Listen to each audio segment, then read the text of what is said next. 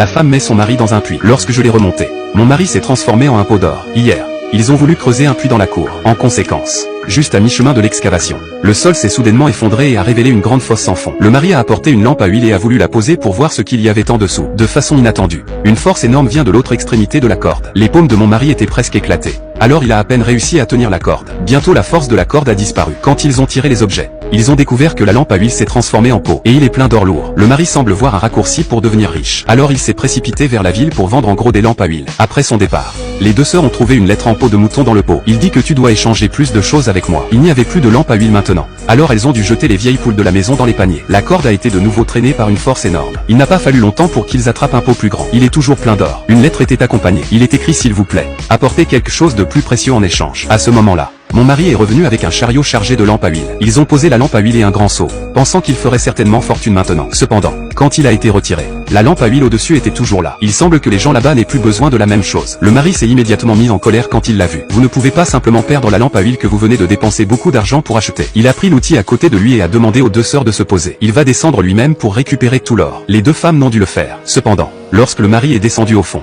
la corde a soudainement cessé de bouger. Lorsque les sœurs ont fait de leur mieux pour tirer le tonneau en bois, ils ont découvert que cette fois le mari n'était pas monté. Seulement un grand tonneau plein d'or. Les sœurs ont ouvert la lettre en peau de mouton qui l'accompagnait. Il est écrit que j'ai besoin de cette chose. Je peux facturer autant que je veux, selon le prix du marché. Sans mari ne pourront certainement pas échanger ce pot d'or. Les sœurs ont soudainement senti que cette affaire était une bonne affaire. Alors j'ai jeté mon regard sur le dernier homme de la famille. Après avoir abandonné les deux hommes, la cupidité des sœurs n'a pas cessé de croître. Les deux hommes ont appelé le shérif de la ville et lui ont demandé de déplacer tous les cadavres de la ville dans leur cour. Le shérif avait l'air réticent au début, mais quand il a mis un paquet d'or dans sa main, il est prêt à envoyer immédiatement son père. Cependant, après plusieurs transactions, les deux riches sœurs ont suscité les soupçons du shérif. Il s'est faufilé chez lui avec son petit frère au milieu de la nuit et a vu d'innombrables quantités d'or. Les sœurs se précipitèrent après avoir entendu le bruit et étaient sur le point de les rivaliser quand un fantôme apparut soudainement devant la porte. 4 personnes étaient tellement effrayées qu'elles n'osaient pas bouger.